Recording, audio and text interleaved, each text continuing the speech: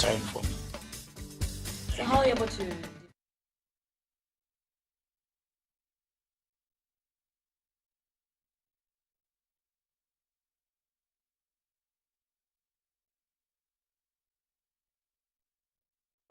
Jesus Church, in Chansa, with his counterpart, Reverend Pastor Expression, of the State and Philippines, really based on the year 2018, and also our expectation in the year 2019.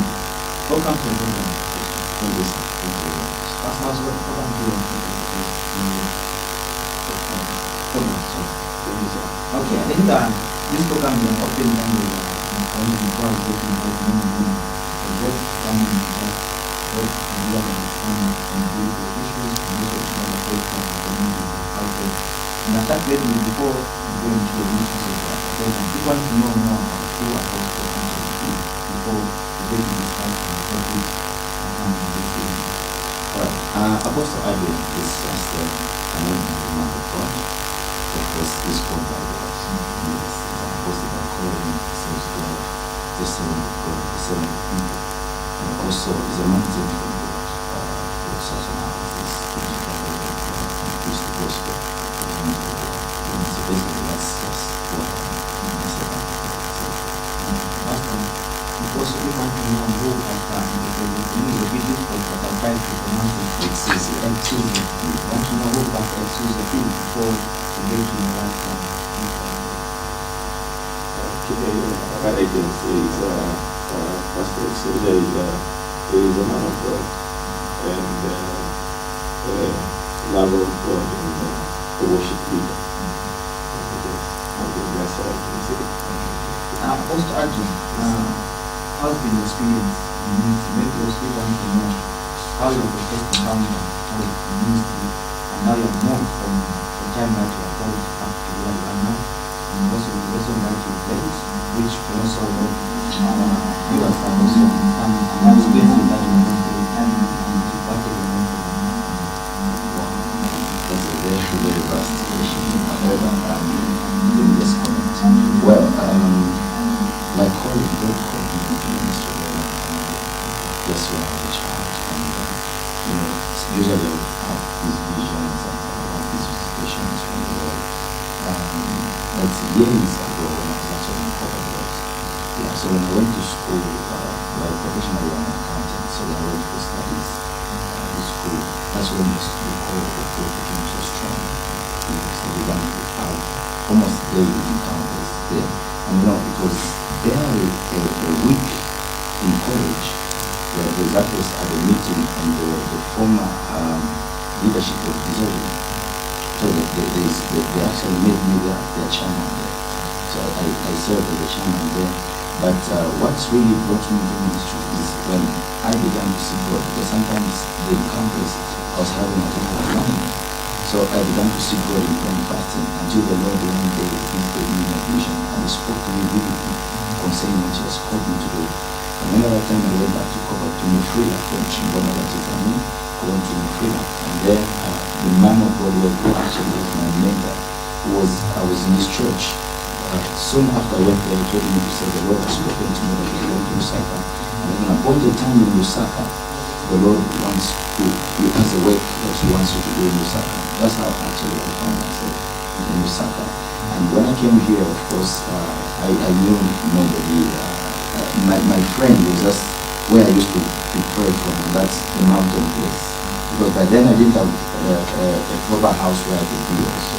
So when I started this life of going to the mountains and sitting there almost all the time, then I had a serious encounter that God now began to tell me things that he wants me to do in Lusaka, pertaining to ministry. And then afterwards,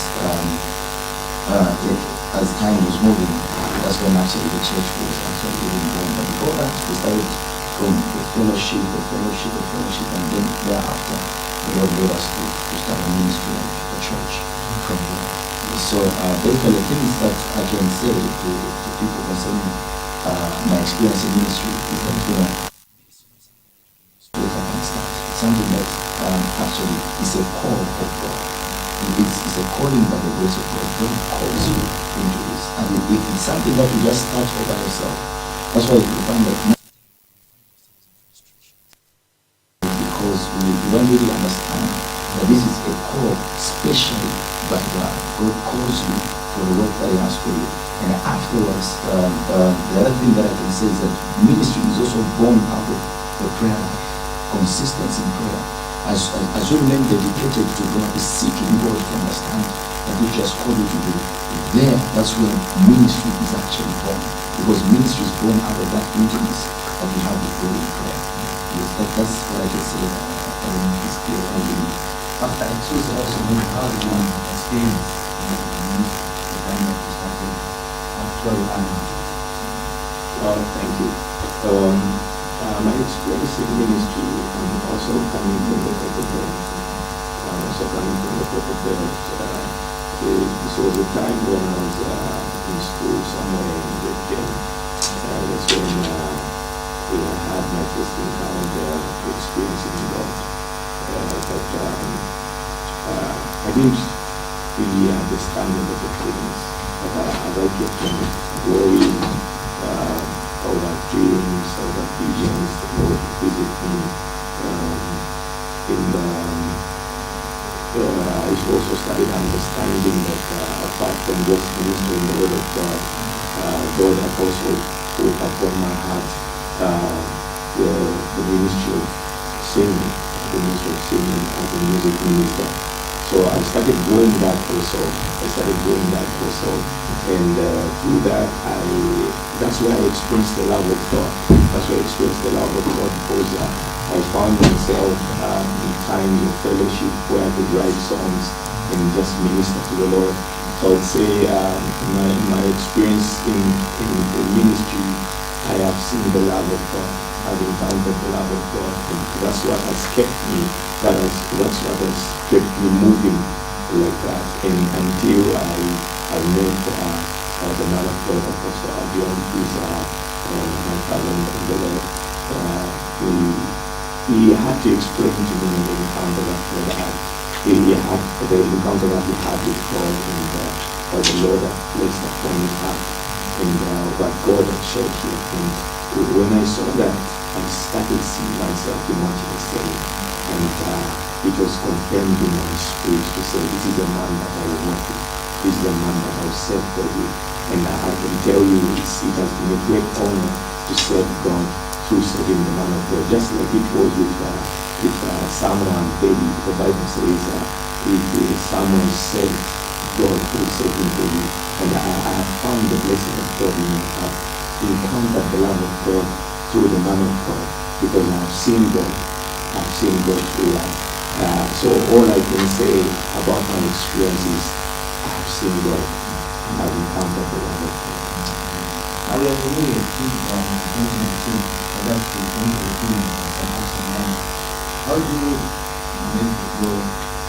How do you look at it? Come to the feeling? How do you feel? Then you need to also you actually observe which people to go from this kind of.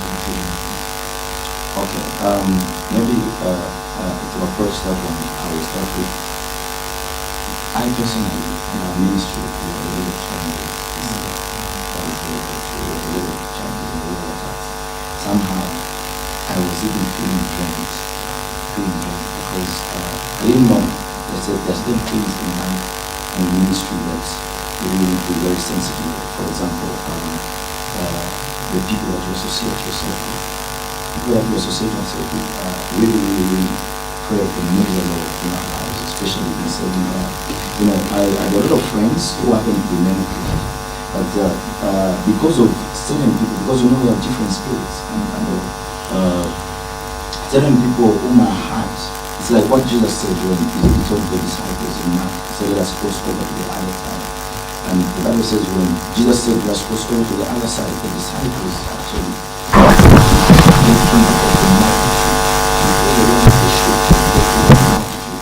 which shows that sometimes carrying a lot of people with you can wreck or can make the ship sink.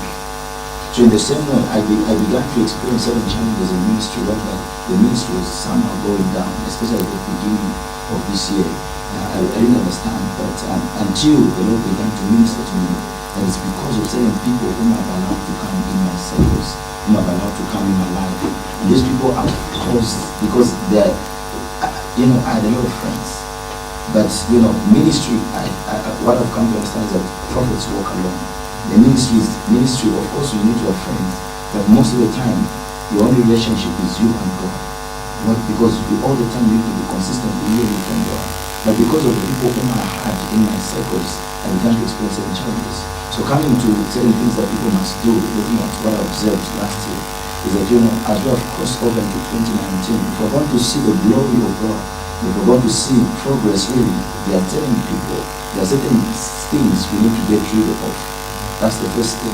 Because preparation to cross over begins with first getting rid of excess load. Excess load must remain in 2018. The things that weighs us down, the things that makes us not to believe in ourselves, the things that, there are people who are down and who may never see progress in 2019 all because somebody disappointed them some years ago, and they have been coming and carrying this disappointment all along. And because of this disappointment, they find themselves that they don't make progress. But all that is excess load. So there are people we need to get rid of. This is according to my experience. The same people that we need to get rid of. If we want to see progress, we need to change the company. We need to be surround ourselves with people who encourage us, who inspire us, who will be there for us to tell us even when things are hard. We'll be there to hold our hands and we pray together.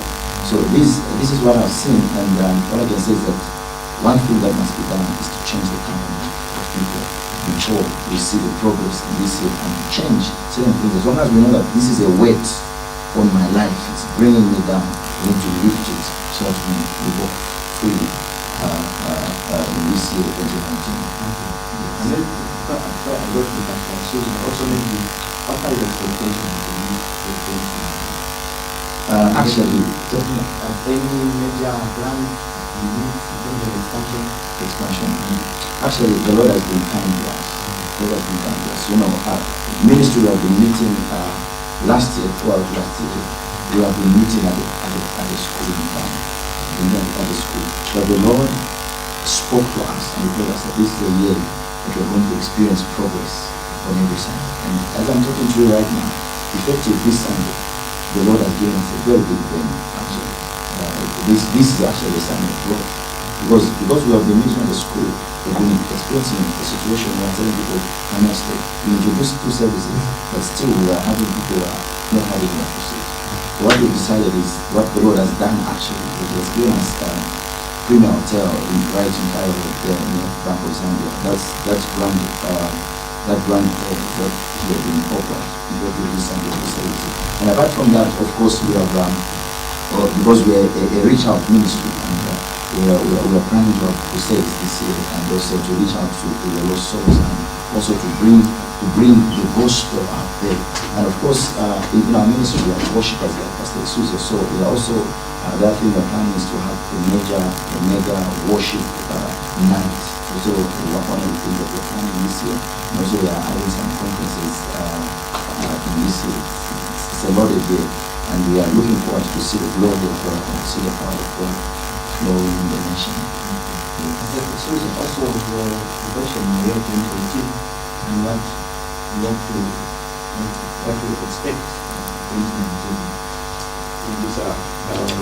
What I can say about 2018 is that 2018 has been a year of lessons, like you're seated before the Lord, and the Lord is teaching you, showing you things that you're supposed to stand on, and things that you're not supposed to touch. I can agree with the man of God concerning the issue of the excess load. If you look at the problem that the children of Israel had with Moses, it was because of the multitude. The time that they were living, in Egypt, there was also a multitude. There were also other people that were going with them. So you find that these were the same people that were bringing that bad energy in the children of Israel. When their leaders are not around, they will start suggesting other things to say, no, let's do this, let's do that. And so it's one thing that the Lord has showed us clearly to say, We have to, when it comes to totally depending on God, it just has to be God. Let God choose your friends. Let God choose the people that you walk with. Just like when Moses was standing before God, God told him, because Moses was complaining about a few things, I don't know how to talk, I don't know how to do this. God didn't say, there's Aaron. It's Aaron. I'm going to make you a God. Aaron will be a prophet. So let's allow God to choose the people that we work with. It will be a blessing like that. Because there are some people that can be so good to be around us, but something being good doesn't qualify it to be right. So some people, they might be good, but they're not qualified to be the right people that we work with in things that God wants us to do. Then when it comes to expectations, we're not limiting God. The Bible says we have received the Spirit without measure. So whatever that we are expecting from God is that without measure. So we have as a team, because as a church we are working as a family. We are working as a family and not as individuals. So as a family we are standing together to make sure that this gospel of Jesus Christ is going to be preached. Yeah, it's going to be preached. We're not only going to stand on the pulpit to preach it, but we'll go in the streets to preach it. We'll go in schools. We'll go in every institution to take the gospel there. We are not going to wait for people to follow us where we are, but we'll go where they are. Just like Jesus Christ gave an instruction. He said, go in the byways, go in the streets, go there, compel them to come, because we know that we know what people need. People need the gospel. They might make all such demands to say we need this, but what they really need is the gospel of our Lord Jesus Christ, and that's what we really want to take to the world. We want to take the gospel to the world, and so we have put up a number of things, like our man of God has said. We have put up a number of things that we want to do. And me being a music minister, there are certain things that God has placed upon my heart concerning the music ministry that is in our nation. There are certain things that God has been revealing to me in the past few years, and these are things that the Lord is pushing me, that it is time that we come to the platform and share with our fellow ministers on how we can effectively bring a change in the body of Christ when it comes to music ministry, where it's to move from being an entertainment into a ministry and see lives transformed, see lives giving themselves to God because of how we are ministering to them, where they won't just have fun, but they will encounter God and express the love of God. Now, we have the crossover night throughout the country. Maybe also, can you explain the significance of the crossover night? Moving from one year to another. Well, the significance of the crossover night is that, first and foremost, we have to understand there are things that are done during the crossover night, which sometimes, if you don't understand their significance, you may miss the blessing they are in. The truth of the matter, when we talk about the physical, the truth of the matter is that there is nothing that changes. From 2018 to 2019, physically, it's just that the number will change. That is in the physical. But when you go to the spiritual realm, or when you cross over, you attend the crossover night, you come to church, or you go to church, you attend the crossover night, and then there is a declaration that is given by the leader, your man of God. They say this is going to be the year of this, it's going to be the year of this. It may be different, and many people wonder why the things are different and all. But the issue is that all the people who give us these things, the men of God, they are inspired by the Holy Spirit in that direction. Because that's the direction that God wants to take that congregation and that people. Now what I'm saying is that the significance of the crossover pertaining to being given a theme is that just like the scripture that I'm referring to, Mark, the Bible says Jesus told the disciples, let us cross over to the other side. Okay? And because he said that when the storm came and there was serious wind, and so the boat was now being drowned, the The Bible says they went to him and said, Master, don't you care that we perish? And Jesus woke up and he rebuked the wind, he rebuked the storm and said, peace be still. And there was a great calm. And he said, why are you so fearful? Why are you so unbelieving? Now the issue is that the reason why Jesus was so peaceful on the sea, while the boat is getting sunk in water, while they are being drowned, the reason why Jesus was at peace is because he had said, let us cross over. That means the prophetic word that was given by Jesus had power sufficient to carry them through across. Praise the Lord. So in the same way, we discover that when you attend the crossover night and the man of God, the woman of God gives a theme for the year, that word that is given to us, we are supernaturally empowered. That's a prophetic declaration. It supernaturally empowers us to go through that year and succeed. Jesus, the reason why Jesus was comfortably sleeping on a pillow is because he knew that people are not going to die, no matter the pressure. Praise the Lord. For example, like in this year that was started, it's not like we're not going to have challenges.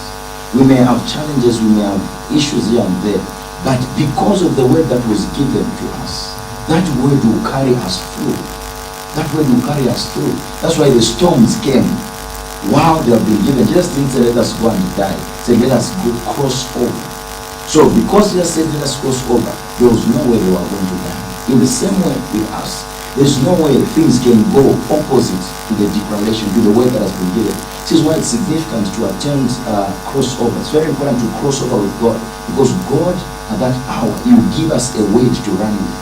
And the other thing is that this is a year, and that same crossover, it actually gives us an opportunity. It's like a door into another year. And therefore, you have to take over. You have to be in charge of your door into the year. Because if you're not in charge of the gate into the year, anything that is in charge of your gate into the year spiritually will control you.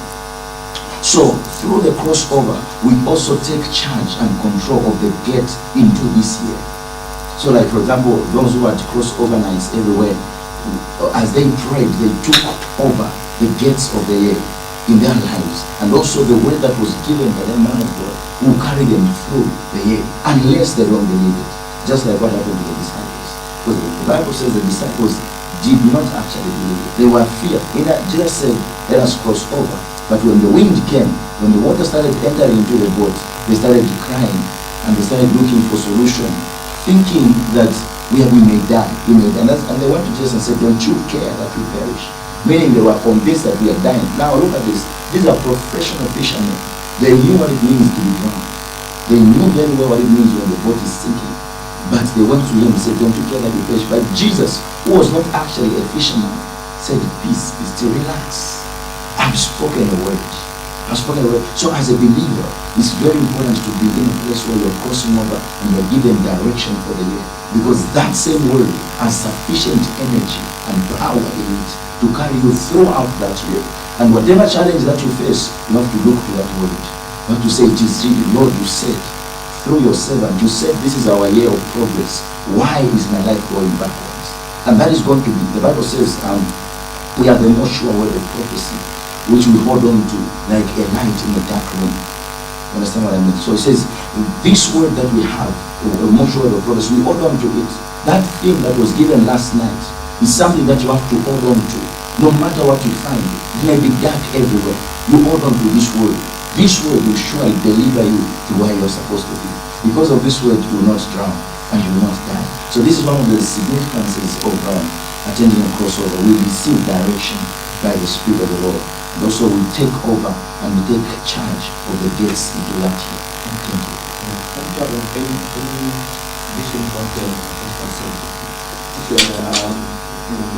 What I can say is, in life,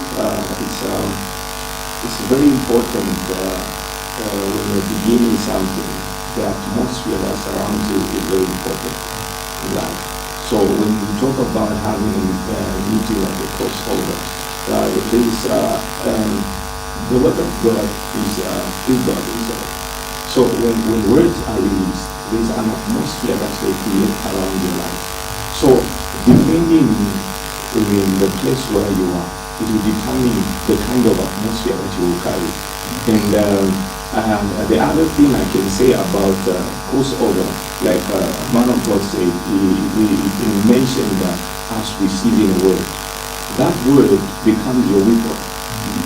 You know, when Mary encountered Elizabeth, Elizabeth taught her something. That's in the book of Luke. She told her, she said, "Blessed is the one that believes the word that came to her, for there shall be a fulfillment." So that which shall believe. So a lot of people have attended these meetings, and at the end of the day, they say, things didn't go according to what I was told. Why? Because a lot of people hear the word and don't mix it with faith. Paul says that in Hebrews chapter 4. He says the children of Israel did not enter into their rest because they never mixed the word they received with faith. So the word can be released that you are the one that gives authority to that word to work in your life through the faith that you mix with the word of God. So words can come. A lot of people have received words today. A lot of things like was declared. This is the year of this. This is the year of this. But that word is not going to work just because you heard it. That word is not going to work just because you were found in the place where it was spoken.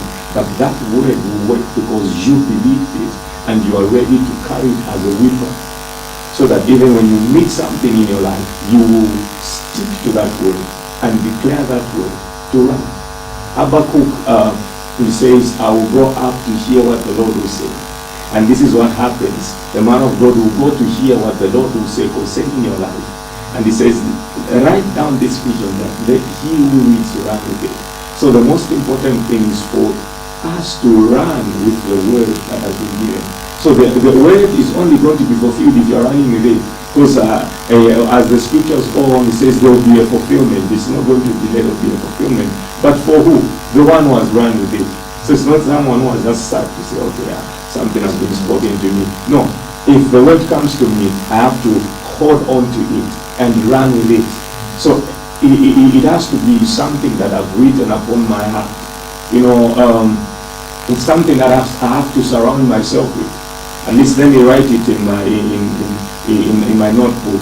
Let me put it in my house. Let it be somewhere where I will look to it and say, no, this is my year of this. This is my year of this, and I am running with it. Even when I encounter something, it won't be like the disciples who say, don't you care that we perish? But Jesus Christ said, let us cross over. So even if I meet the storm, I'm not going to be afraid of the storm. My mind won't be on the storm. My mind will be on the word, because he has told me something, and I'll hold on to that. In the beginning, Apostle did mention about the importance of prayer. And people sometimes they ask through this program, when is the right time for one to pray? You mean time? Is there a specific time or someone can, for some, go shout, stand around, kneel down, around the marketplace. Now, then that's going to say, when is the right time and place for someone to pray? Beautiful. That's a beautiful thing. My understanding of prayer is from actually what the Lord said. And we read in the book of Matthew chapter 6, he explains concerning prayer. But before I even quote the scripture, I have to make mention that prayer is based on relationship. Prayer is based on relationship in the sense that Jesus said, they came to Jesus because these guys, the disciples came to Jesus and said, Master, teach us how to pray, as John also taught his disciples. Okay? So now, these are people who are Jews back then. They grew up praying in temples and everywhere as Jews. Okay?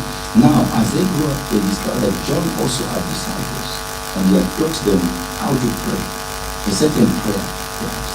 So, they came to the Master because they saw the difference between the prayer life of the apostles of John and the prayer life of Jesus. And they came to the Master and said, Master, teach us how to pray, as John also taught his disciples. Maybe this is because after observation, they realized that in spite the prayer life of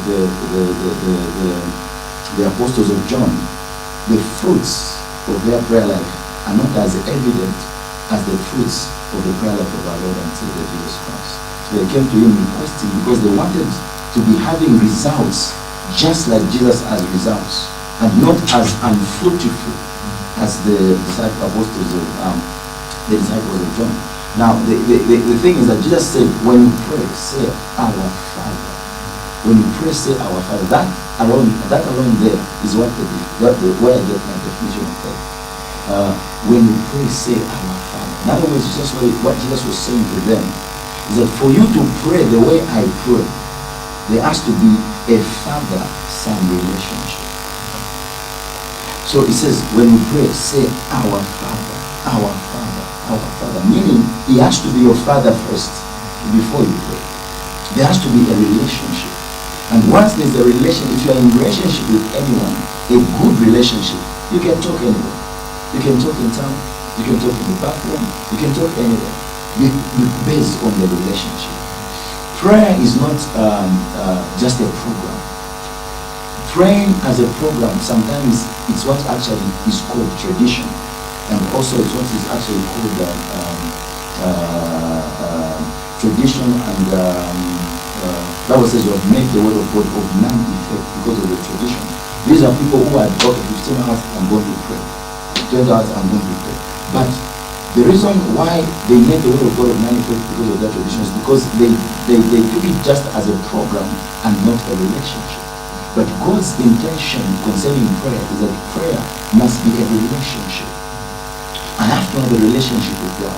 And if I'm in a relationship with God, it be based on the love of God in my heart. I can fellowship with him anytime. And you know, the more you grow in fellowship with the Lord, you discover that you have more anger, more desire to pray, to spend quality time with him. Because the one that you love, you want to spend time with them. That is the truth. The one that you love, you can spend the whole night talking and chatting. In the same way, if you are in love with God really, as according to the depth of your love, you can spend time at night. You can wake up 02.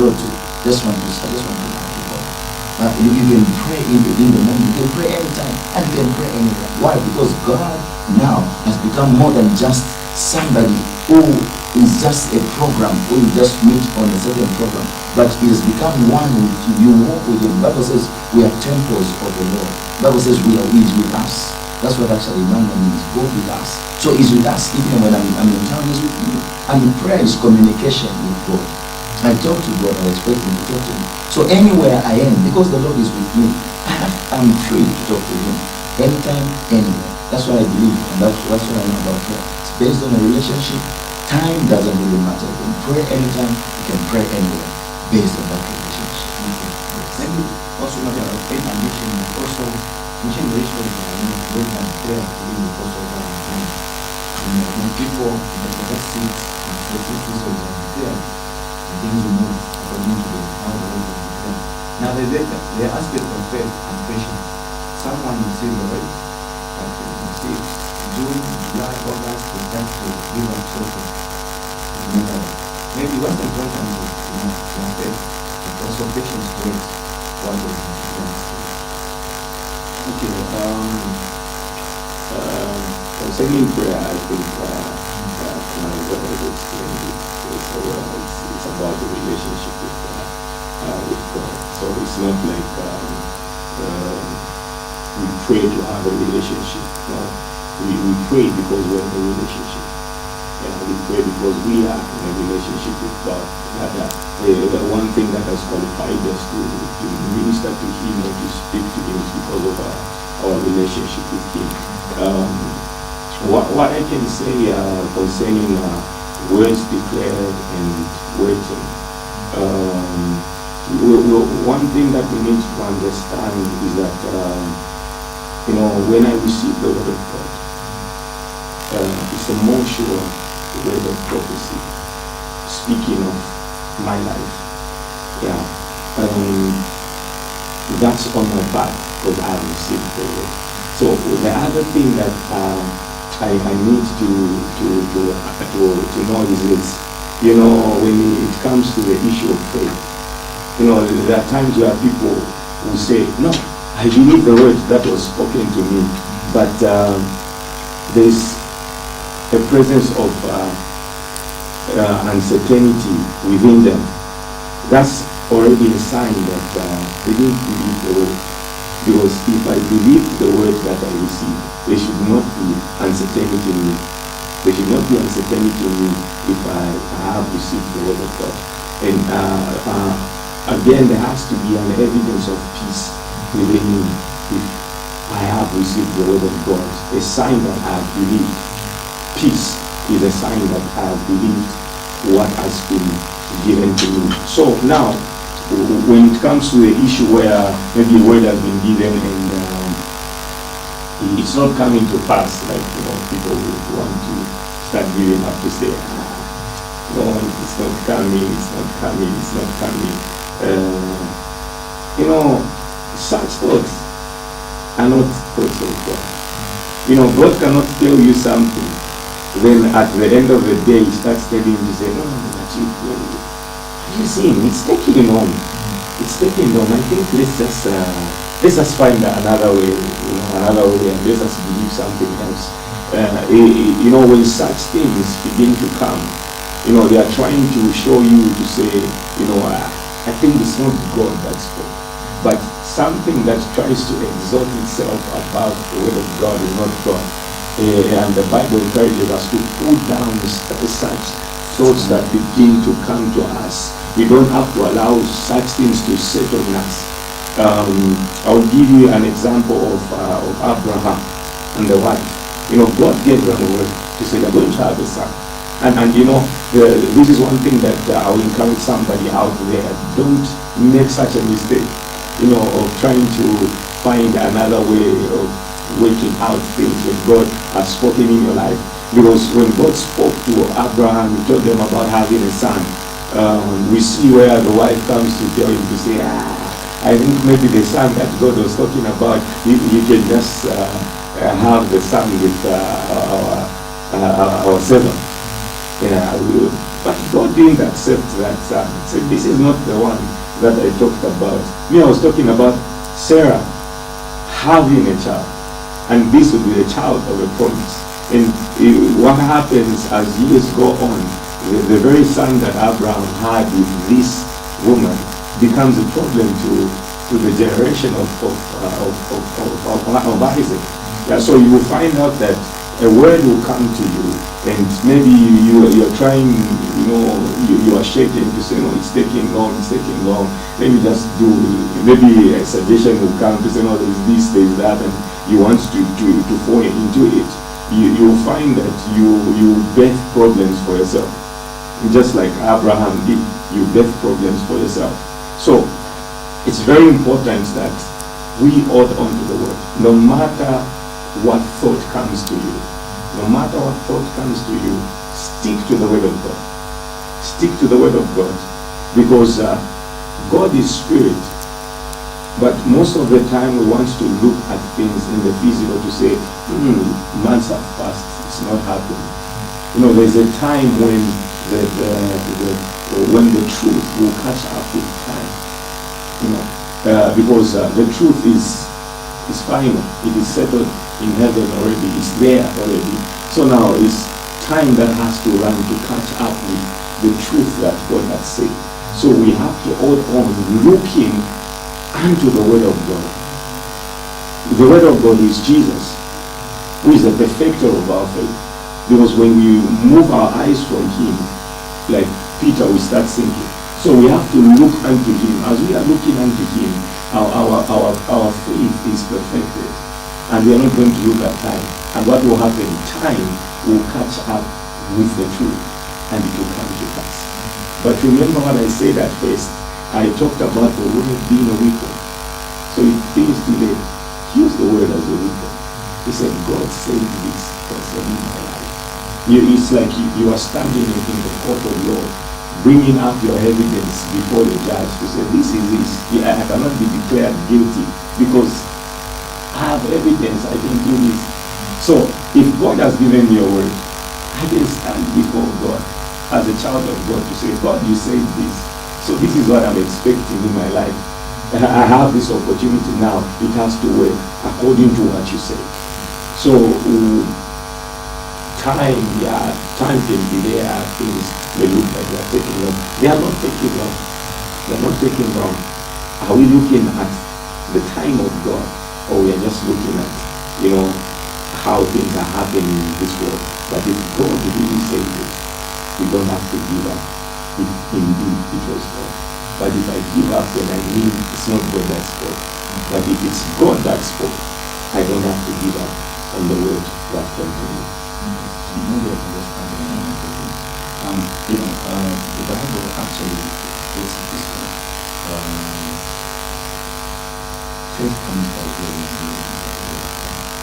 So when you receive the word, the question is the issue of faith and patience. How am I going to wait in faith for what was spoken? Patient, when 6 months have gone, the thing is not coming to pass. Sometimes it's not a matter of you sitting down and waiting. I think that's why I need to sometimes is. For example, this is our year of progress. This is our year of progress. Upwards and forward only. Now, the issue is that if I sit down at home and wait for progress, I'm wait for a long time, and I will think what is ahead. Because faith, if I receive that word in faith without works is dead. You see? So I have to now begin to work out my faith. Now that I've received this word, the only evidence that really I have faith is that I'm going to go out there and push things must work. Christianity and the issue of prayer, the issue of faith, it's not the issue of just sitting and relaxing and allowing things to just flow on their own. No. It requires the responsibility, because we are responsible. A believer is supposed to be responsible. You are responsible for faith. You have to work out. The Bible says, work out your own salvation. Salvation there touches everything. You have to work it out. Deliberately taking steps. For example, somebody says, this is a year of settlement, for example. Then you don't work, and then you're thinking, so this year I'm going to be settled because pastor said so. And now look at this person who doesn't even go outside and take an application anywhere, just sitting in the house. How is he going to be settled? Look at this lady who doesn't even take care of herself. Then someone doesn't package herself in such a way that somebody may even be interested to stop her and talk about marriage. You understand what I mean? There's no way a person is going to experience that settlement. So there are deliberations, there are deliberate steps that we have to take to see the word manifest in our lives. Just like the Bible says in Hosea, it says the labor pains. It was talking about the woman who was in labor, about to give birth. So the labor pains have come upon the child, but the child is not moving to the place of breaking forth. You can find that in Hosea 13:14. This child is in the womb. The time for delivery has come, and the child is not moving down, because the child is supposed to move down. That's supposed to break through. We're supposed to come out now. But imagine a child who is just out here, doesn't want to move, doesn't want to turn to come in position. You discover that this child, the Bible calls this child a foolish child. You see, so the same thing is true. This word that was given to us by our man of God, it's like we conceived something. We are pregnant with progress. We are pregnant with success. But where are we supposed to go?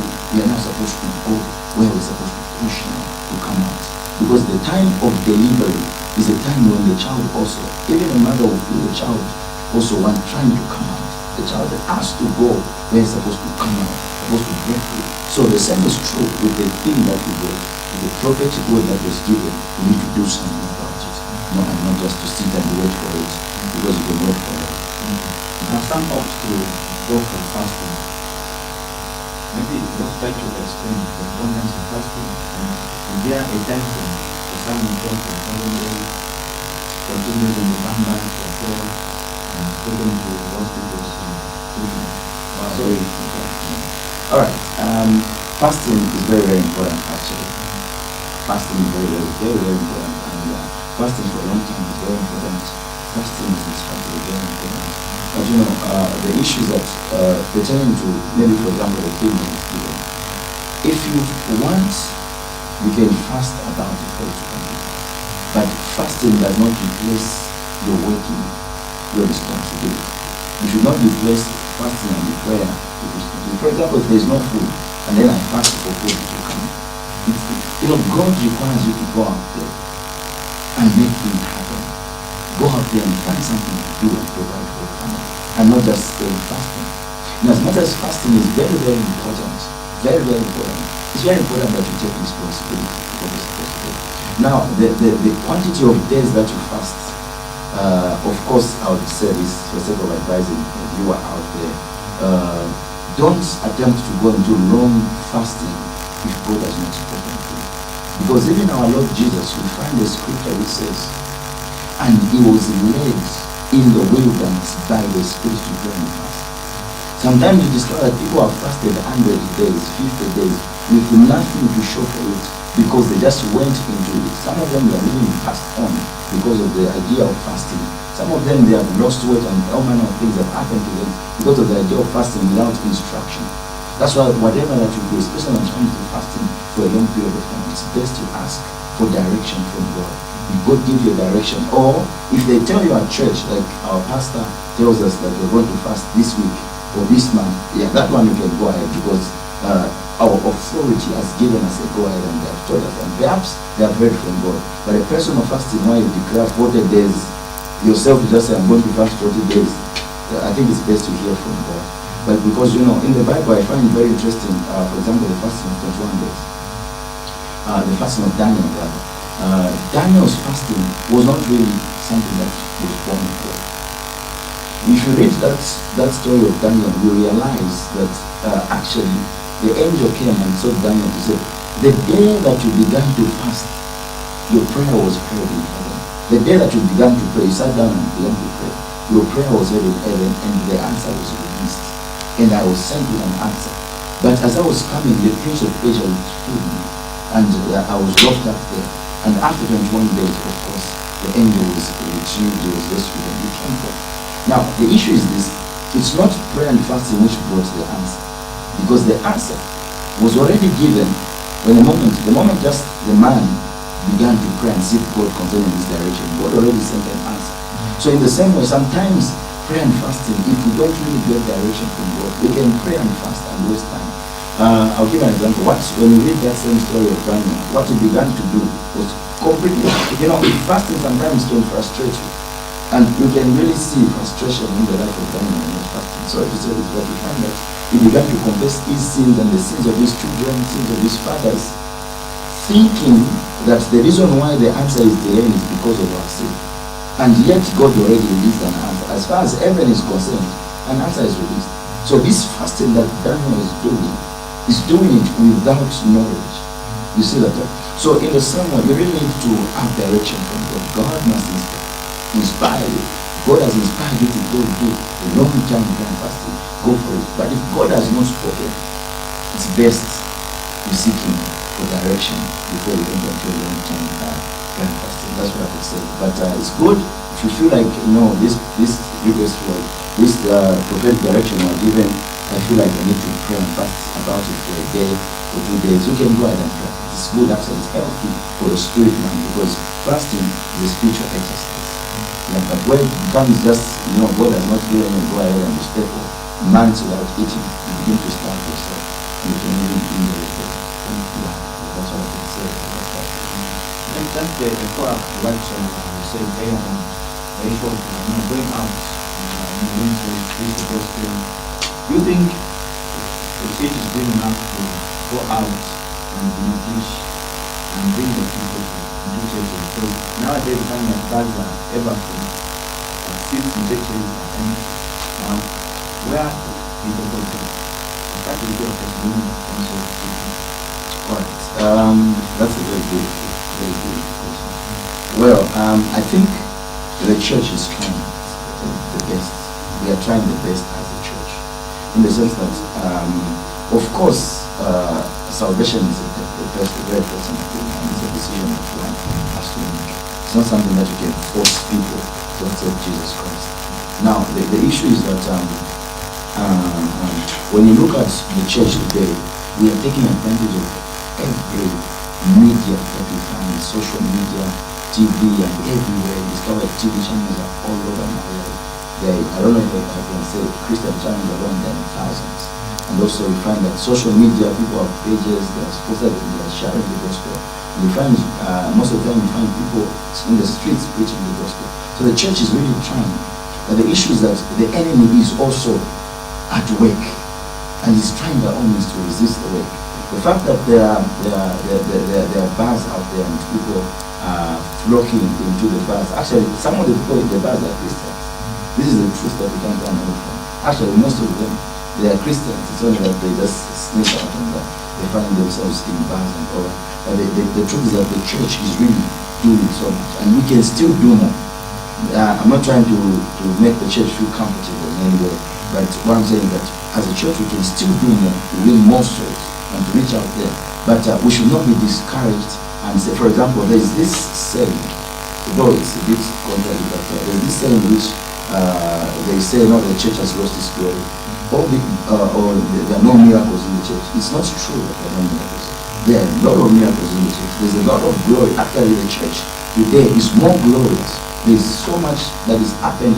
The supernatural is happening. The sick are being healed. People are being delivered. So much more than it was actually even happening in the old days. But the issue is that sometimes we just look at one thing which is not really going well, or maybe a church that is not really manifesting grace. Maybe one church that is not experiencing the glory of God to that level. All our conclusion is that all the churches have lost the glory, but it's not like that. So in the same way, you may find that there are churches which are not involved. There are churches which are not involved in sowing activities, but in as much as they are not involved in sowing activities, there are still other churches which are fully involved in sowing activities, and they are trying their own best to reach out and bring the gospel to the rest of the world. And the two just maybe in add-on to the issue of sowing soul and killing people in churches.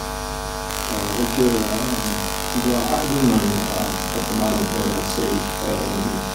The church is doing its best, and according to the instruction that the ministry has. Because you can't just look at the ministry and say, they don't do this, they don't do that, every ministry is having its instruction, like we are saying for us, he's telling us to say, go there in the streets, go there in the streets and go and preach. I don't know what has been taught to the other concerning the way they are going to win souls. So the work is being done, but we don't have to be comfortable. We don't have to be comfortable in this time we are in. In this time we are in, because there's gross darkness upon the people.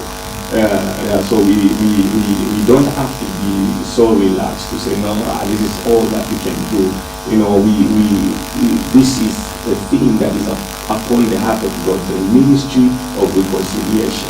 So we have to put in even our best to even do more, that we reconcile people back to God. We just have to do it. So if we have been doing it in the past years, this year we have to do it even more.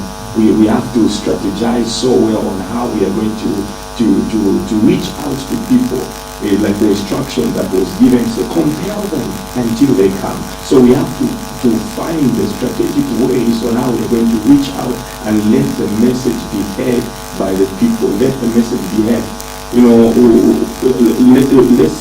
Let's portray the life of Jesus. We take the life of Jesus as an example, where even though the people were against him, he was still there for them.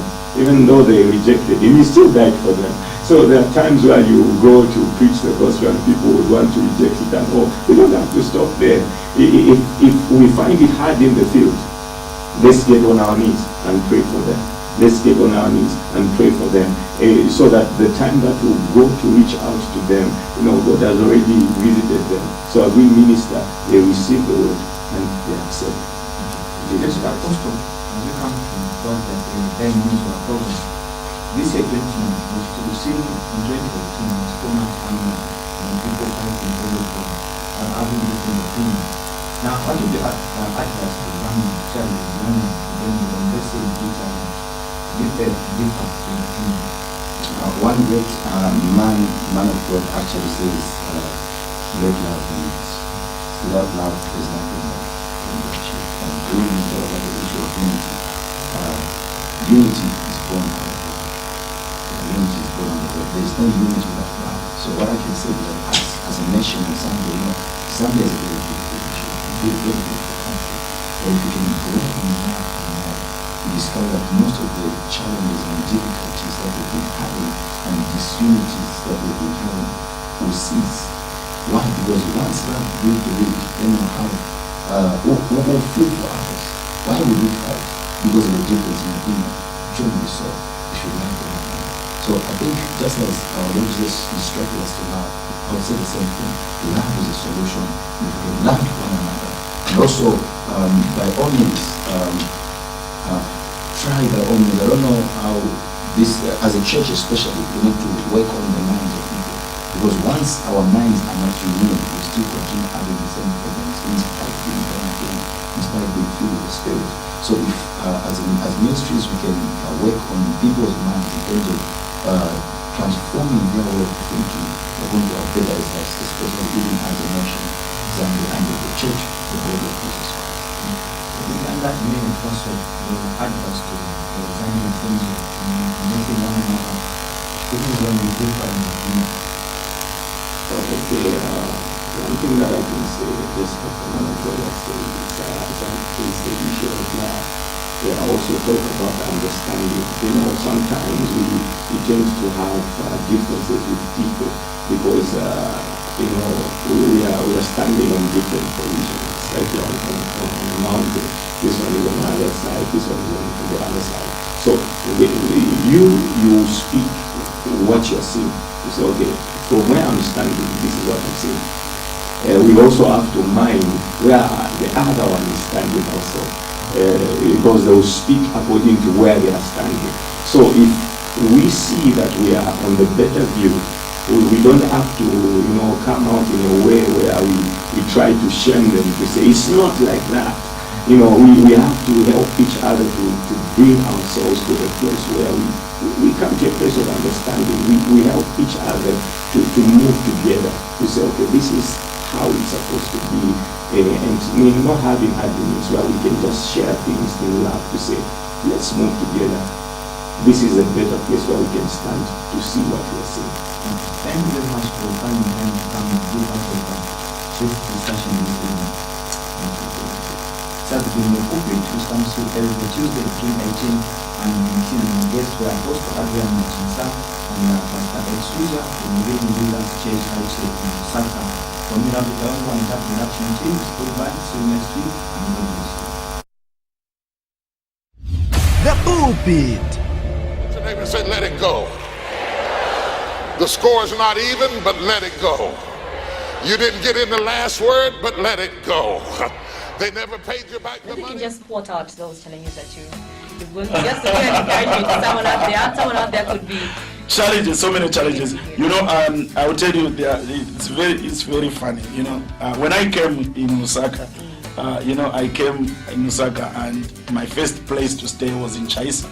I was staying with my sister in Chansa, and I started looking around for a job because, of course, I needed to do some work before I finally get into the university.